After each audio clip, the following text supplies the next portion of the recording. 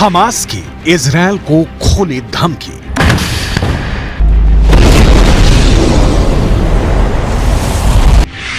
एक भी बंधक जिंदा वापस नहीं जाएगा। नेतन्याहू की खामोशी से उठे सवाल। 137 बंधकों का क्या होगा?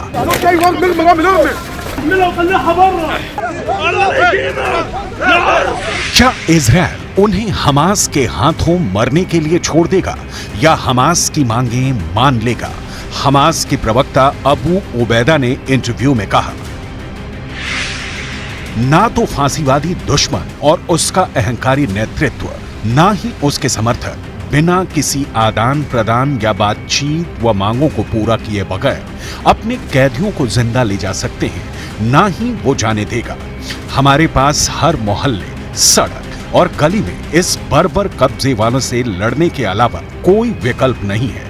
दुश्मन के विनाश का मकसद हमारे प्रतिरोध की ताकत को तोड़ना है, लेकिन हम अपनी भूमि पर एक पवित्र युद्ध लड़ रहे हैं।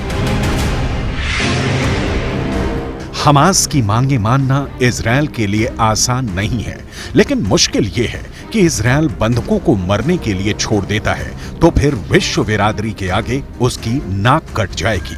मतलब इजरायल के प्रधानमंत्री बेंजामिन नेतन्याहू के आगे कुआं है और पीछे खाई।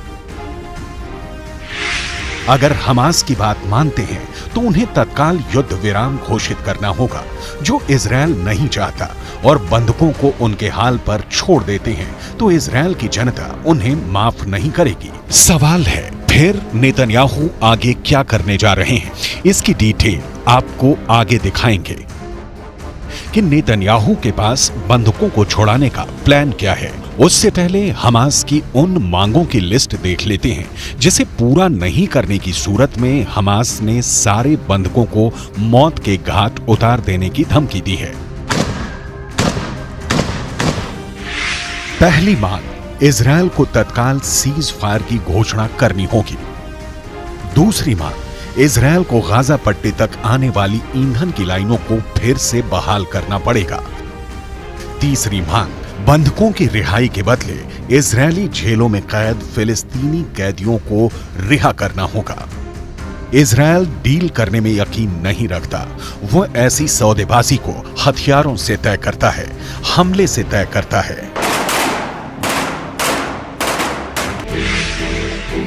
इजरायल की सेना का कहना है कि उसने 24 घंटे में 250 टारगेट को निशाना बनाया।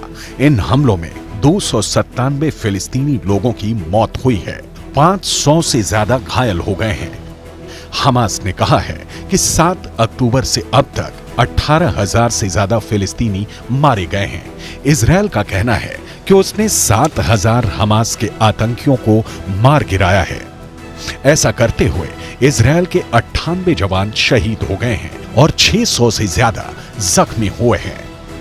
हर युद्ध की कीमत चुकानी पड़ती है, लेकिन इसकी सबसे ज्यादा कीमत तो बंधक चुका रहे हैं। इन बंधकों को 7 अक्टूबर को हमास गाजा उठाकर ले आया और तब से अब तक इनके सिर पर हमास की बंदूकें तनी हुई हैं। हमास ने बहुत सोची समझी रणनीति के तहत इजरायल से लोगों को अगवा किया था। हमास का मकसद ही था कि इजरायली लोगों को अगवा करके रखेंगे और जब बाजी पलटने लगेगी तो इजरायल से बंधकों की जान का सौदा करेंगे। हमास वही कर रहा है, लेकिन हमास की परेशानी ये है कि नेतन्याहू बावजूद इसके गाजा की तबाही पर रोक नहीं लगा रहे हैं। क्यों? इसे जानने के लिए आपको सिर्फ 2 मिनटों का इंतजार करना होगा, क्योंकि उससे पहले बंधकों की पूरी डिटेल समझनी जरूरी है। इजरायल और हमास के बीच संघर्ष विराम हुआ था, जो 1 सप्ताह के बाद 1 दिसंबर को टूट गया। इसमें 105 बंधकों को हमास ने रिहा किया था, जिसमें से 80 इजरायली थे। इनके बदले इजरायल ने 240 फिलिस्तीनी कैदियों को रिहा किया था। इजरायल का कहना है कि अब भी 137 बंधक हमास के कब्जे में हैं। हमास 137 बंधकों के बदले इजरायल को झुकाना चाहता है, लेकिन नेतन्याहू के रुख को देखकर नहीं लगता कि वो इस वक्त किसी भी तरह के समझौते के मूड में है। यूएन में अमेरिका ने जब युद्ध विराम के प्रस्ताव पर वीटो किया तो इसका मतलब यही निकलता है कि इजरायल हमास का पूरा सफाया करके ही दम लेना चाहता है। लेकिन इस बीच वो बंधक है जिनके परिजनों का रो रो कर बुरा हाल है। इस बीच कतर है जिसका कहना है कि फिर से सीज फायर कराने की कोशिशें जारी हैं। लेकिन दूसरी ओर कतर ही कह रहा है कि इजरायल की बमबारी सक्सेसफुल रिजल्ट देने में बड़ी अड़चन है। मतलब कतर भी चाहता है कि जैसे पहली बार सीज फायर के दौरान बंधकों के बदले फिलिस्तीनी कैदियों को इजरायल ने रिहा किया, उसी तरह एक बार फिर किया जाए। लेकिन नेतन्याहू सख्ती दिखा रहे हैं, क्योंकि गाजा के पूरी तरह तबाह होने में अब महीनों या साल नहीं लगने वाले। इजरायल चाहता है कि जब उसका गोला बारूद चलना बंद हो, उससे पहले हमास का सूपड़ा साफ हो जाए। लेकिन समस्याएं कई हैं।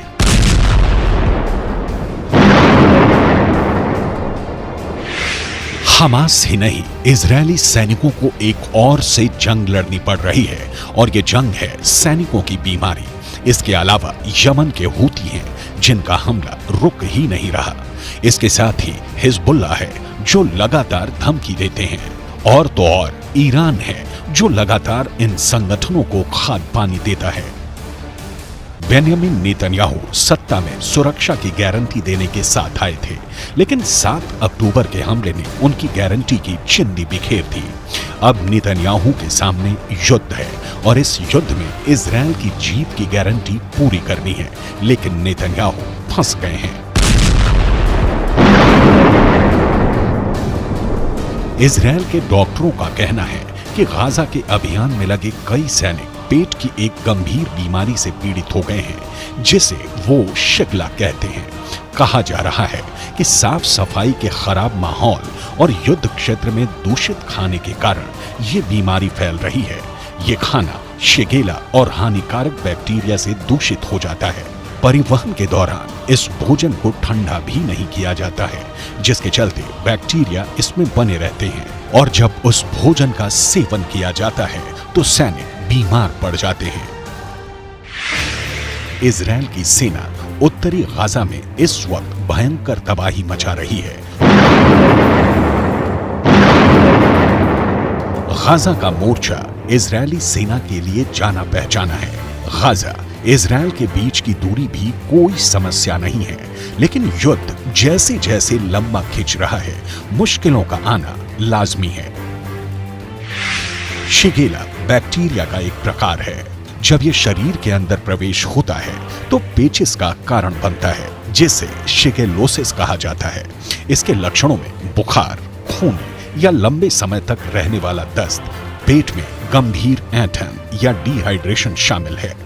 अगर इस बीमारी का समय से इलाज ना हो तो मरीज की जान भी जा सकती है। 7 अक्टूबर को इजरायल ने 1400 लोगों को खोया, और उसके बाद 98 सैनिक उसके मारे गए हैं। इजरायल अपने जवानों को उच्च स्तर की ट्रेनिंग देता है। गाजा में बीमारी के फैलने के बाद नेतन्याहू सरकार एक्शन में है।